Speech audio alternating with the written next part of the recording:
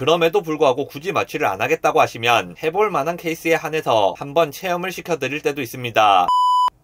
빅튜브입니다. 가끔 환자분들이 와서 물어보시는 내용 중에 마취와 관련된 것들이 있습니다. 그 중에서도 재미있는 질문이 있어서 제 나름의 생각을 말씀드려 보겠습니다. 옛날 치과들은 마취를 잘 안하고 치료했던 것 같은데 요즘 치과들은 왜 항상 마취를 하나요? 이런 질문을 하시는 분들이 있습니다. 저도 체감상 비슷한 느낌이 들어서 여기에 대해서 교과서랑 관련 문헌을 잠깐 찾아봤는데 딱히 그럴듯한 이유를 찾지는 못했습니다. 그래서 그냥 제 개인적인 임상 경험에 비추어 생각나는 대로 말씀을 한번 드려보겠습니다. 이 영상의 내용은 어떤 정론이라든지 공식적인 이야기가 아니라 제 개인적인 경험에 따른 이야기라는 점을 먼저 말씀드리겠습니다. 일단 무조건 마취를 해야 하는 케이스가 있습니다. 예를 들어 사랑니 발치를 해야 하는데 마취를 안 하고 뽑는다. 그런 경우는 없다고 생각하시면 됩니다. 그 외의 경우는 마취를 하는 것과 하지 않는 것 중에 어떤 것이 더 좋은지 보고 결정을 합니다. 앞서 말씀드렸던 사랑니의 예처럼 치료의 종류에 따라서도 마취를 할지 말지를 결정하지만 치아의 상태에 따라서도 결정을 하는 겁니다. 일단 마취에 대한 환자분들의 기억은 정확하지 않은 경우가 많습니다. 실제로는 마취를 했음에도 불구하고 마취를 하지 않았다고 기억하는 경우도 많습니다. 그러면 착각을 하시는 경우도 생기겠죠. 오래전 기억이라서 그런 경우도 있고, 어린이 치과 같은 경우는 아이들이 무서워하지 않게 하기 위해 일부러 마취 주사를 보여주지 않는 것이 기본입니다. 살짝 꼬집을 거야 라고 이야기를 하면서 주사를 놓기도 하고 그렇습니다. 소아치과 교과서에 있는 행동조절 방식 중 하나입니다. 그런 기억을 10년 이상 지난 뒤 회상하면 마취를 안 맞고 치료를 했던 것처럼 느껴질 수 있습니다. 이와 비슷한 예로 소아청소년의 치아를 치료하는 경우와 성인의 치아를 치료하는 경우의 차이도 있을 수 있습니다. 예를 들어 유치발치의 경우는 대부분 뿌리가 흡수된 상태에서 발치하기 때문에 순간적으로 잘 뽑기만 하면 통증이 안 느껴지는 경우가 많습니다. 마취 주사를 맞는 것보다 그냥 뽑는 게 덜 아프기 때문에 마취를 할 이유가 없는 경우가 있는 겁니다. 반면에 영구치의 경우는 뿌리가 흡수되는 경우가 드물고 많이 흔들리는 치아를 뽑더라도 안의 염증 조직을 긁어내야 하는 경우가 많습니다. 그러니까 유치발치보다는 영구치 발치의 경우 마취의 빈도 자체가 높습니다. 이외에도 어린이 청소년들이 받는 예방치료 같은 경우, 그러니까 치아 혼매우기나 불소도포 같은 경우 대부분 마취를 안하고 진행합니다. 어린이나 청소년 때 받는 치료는 성인의 경우와 비교했을 때 마취를 안하고 받는 치료가 실제로 더 많습니다. 그런데 개인 입장에서 볼 때는 옛날에 치과에 갔을 때랑 요즘 치과에 갔을 때로 시기상 구분이 지어지기 때문에 그런 식으로 생각을 하실 수도 있을 것 같습니다. 그 다음은 마취 기술의 발달입니다. 저는 이것도 중요한 이유라고 생각합니다. 요즘은 마취 기술이 발달하면서 마취의 성공률도 높아졌고 마취를 할 때 느껴지는 통증도 줄어들었습니다. 예전에는 마취 자체도 엄청 아프고 마취를 해도 마취가 잘 안 듣는 경우가 많았습니다. 만약 마취 자체가 이렇게 불편하다면 마취를 하기가 부담이 될 수 있을 겁니다. 치료할 때 참을 수 있을 것 같은 경우는 마취를 안 하는 쪽으로 결정할 가능성이 있는 겁니다. 반면에 요즘은 마취 기술이 발달하고 통증 컨트롤에 대한 치과 의사들의 인식이 좋아지면서 마취 시 통증 자체가 예전보다 줄었습니다. 마취를 할 때 느껴지는 통증이 줄어들고 마취가 잘 먹는다면 굳이 마취를 안 하고 참고 진행할 이유가 없습니다. 가끔 마취를 안 하고 진행하면 안 되겠냐고 하는 분들이 있으신데 보통은 안 된다고 말씀을 드립니다. 그럼에도 불구하고 굳이 마취를 안 하겠다고 하시면 해볼 만한 케이스에 한해서 한번 체험을 시켜드릴 때도 있습니다. 마취를 안 하고 치과 치료를 받는 경험을 한번 해보고 나면 그 다음부터는 항상 마취를 해달라고 하십니다. 그리고 제가 생각하는 가장 큰 이유는 치과 치료의 패러다임이 변한 부분인 것 같습니다. 예전에는 작은 충치도 다 치료하는 게 일반적이었다면 요즘은 작은 충치는 지켜보는 게 일반적인 것으로 시대에 따라 흐름이 좀 바뀌었습니다. 당연한 이야기지만 아주 작은 충치를 치료할 때는 마취를 안 해도 괜찮은 경우가 있을 겁니다. 예전에는 그런 충치들도 치료를 하는 게 정석에 가까웠기 때문에 마취를 안 하고 치료하는 케이스가 많이 있었을 겁니다. 반면에 요즘은 그 정도 크기의 충치가 보이면 구강위생관리와 예방적인 치료를 먼저 해본다든지 하면서 지켜보는 게 일반적인 프로토콜이 되었습니다. 그것도 환자분의 상태라든지 치아의 상태라든지 여러가지 요소들에 의해 영향을 받기는 하겠지만 비율상으로 그렇게 되는 겁니다. 쉽게 말해 마취를 안 하고 치료해도 될 정도의 작은 충치는 당장 수복 치료를 하지 않는 비율이 늘어났다는 겁니다. 이건 반대로 말하면 그런 기준을 적용했는데도 불구하고 치료 판정이 난치 않은 마취 없이 치료하기 어려운 충치라는 말이 됩니다. 일단 치료를 해야 되는 충치는 마취를 해야 되는 충치다. 이렇게 된 경우가 많아졌다는 겁니다. 마지막으로 치과의사들이 재통에 대한 관심입니다. 요즘은 환자의 통증을 줄이는 데 대해 치과의사들의 관심이 많이 높아졌습니다. 단순히 안 아프게 하는 것 자체도 중요하지만 만약 아프게 치료하는 치과라고 소문이 나면 그 치과의 매출이 떨어지기 때문에 어떻게 하면 환자들을 덜 아프게 치료할 수 있을까? 이 고민을 모든 원장님이 다 할 수밖에 없는 환경이 된 겁니다. 뭐 아프게 하던 원장님들이 갑자기 다 없어져 버려서 요즘 치과가 덜 아프게 하는 게 아니라 시간이 지나면서 업그레이드가 된 겁니다. 요즘 치과 의사들 중에 친절한 분들이 많은 이유랑 같은 이유라고 생각합니다. 원래 불친절하던 분들도 요즘은 최대한 환자분들께 친절하려고 노력을 하는 겁니다. 제가 어릴 때 다니던 치과만 해도 치과 의사가 뭐 설명하고 이런 건 없었던 것 같은데 요즘 원장님들은 설명도 잘하는 것 같습니다. 치과 의사들이 재통에 대한 관심이 늘어나면서 환자분들도 덜 아프게 치료를 받으실 수 있게 된 것 같고 그 과정에서 마취의 빈도도 자연스럽게 늘어나지 않았나 생각을 합니다. 영상 요약하겠습니다. 딱히 통계 자료를 찾지는 못했습니다만 제 개인적인 체감상 여러가지 이유 때문에 예전에 비해 치과 마취의 빈도가 높아진 것 같은 느낌이 듭니다. 하지만 그만큼 마취 기술도 발달이 많이 되어서 예전보다 덜 아프게 치료를 받을 수 있게 되었다고 생각합니다.